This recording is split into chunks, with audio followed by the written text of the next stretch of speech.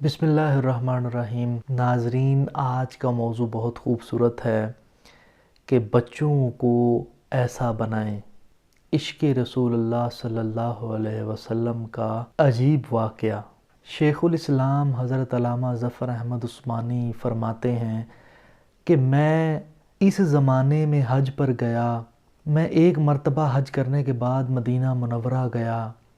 وہاں پر ہم دوستوں نے کچھ کھانا کھایا اور کھانے کے بعد دسترخوان ایک ڈھیر پر جھاڑ دیا تاکہ جانور آ کر بچے ہوئے ٹکڑوں کو کھا جائیں۔ وہ کہتے ہیں کہ تھوڑی دیر بعد جب میں اپنے کمرے سے باہر نکلا تو یہ دیکھ کر حیران رہ گیا کہ ایک نوعمر بچہ ان ٹکڑوں کو چن چن کر کھا رہا ہے۔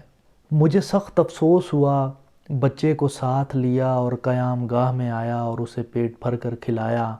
کیوں نہ کہ میں ایسی ہستی کے شہر میں تھا جو غریبوں اور غلاموں کا مولا ہے۔ میرے اس برتاؤ کو دیکھ کر بچہ بے حد متاثر ہوا اور میں نے چلتے وقت بچے سے پوچھا کہ تمہارے والد کیا کرتے ہیں؟ اس نے کہا کہ میں یتیم ہوں۔ میں نے کہا بیٹا میرے ساتھ ہندوستان چلو، میں تمہیں اچھے اچھے کھانے کھلاؤں گا، اچھے کپڑے پہناؤں گا اور عالم فاضل بناؤں گا۔ جب تم پڑھ لکھ جاؤ گے تو میں تمہیں خود یہاں آ کر تمہاری والدہ کے حوالے کر دوں گا۔ تم جاؤ اور اپنی والدہ سے اجازت لے آؤ۔ بچہ اچھلتا ہوا اپنی والدہ کے پاس گیا اور ان سے اجازت لے کر واپس آ گیا۔ بچہ آیا اور اس نے بتایا کہ وہ مولانا کے ساتھ ضرور جائے گا۔ مولانا کہتے ہیں کہ پھر بچہ پوچھنے لگا کہ کیا آپ کے شہر سے چنے ملتے ہیں؟ مولانا عثمانی نے بتایا کہ یہ ساری چیزیں تمہیں وہاں سے وافر مقدار میں ملیں گی۔ مولانا عثمانی فرماتے ہیں، مولانا کا بیان ہے کہ وہ بچہ میری انگلی پکڑے پکڑے مسجد نبوی صلی اللہ علیہ وسلم میں میرے ساتھ آیا، سرکار دو عالم صلی اللہ علیہ وسلم کے روضہ رسول کو دیکھا اور مسجد کے دروازے کو دیکھا اور پوچھنے لگا کہ کیا بابا یہ دروازہ اور روضہ بھی وہاں ملے گا؟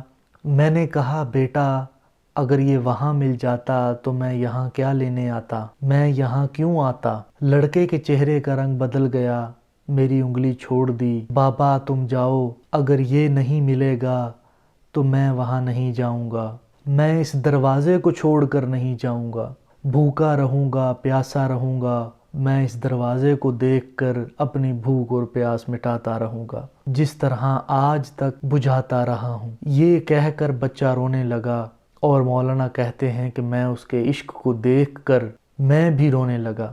سبحان اللہ۔ حضرت عمر فاروق رضی اللہ تعالی عنہ جب مسلمان ہوئے، نماز کا وقت تھا، حضور صلی اللہ علیہ وسلم نے ارشاد فرمایا صحابہ نماز کی تیاری کرو۔ حضرت عمر فاروق رضی اللہ تعالی عنہ نے پوچھا کہ یا رسول اللہ نماز کہاں پڑھیں گے؟ تو آپ صلی اللہ علیہ وسلم نے فرمایا کہ کسی کونے میں پڑھتے ہیں۔ حضرت عمر فاروق رضی اللہ تعالی عنہ نے عرض کی یا رسول اللہ آپ کے قدموں پہ میرے والدین قربان، اگر اب بھی چھپ کر نماز پڑھیں گے تو عمر کے مسلمان ہونے کا کیا فائدہ؟ عمر فاروق رضی اللہ تعالی عنہ نے فرمایا کہ یا رسول اللہ آج کعبۃ اللہ میں نماز پڑھیں گے۔ آپ صلی اللہ علیہ وسلم نے فرمایا کہ کفر کا بڑا غلبہ ہے۔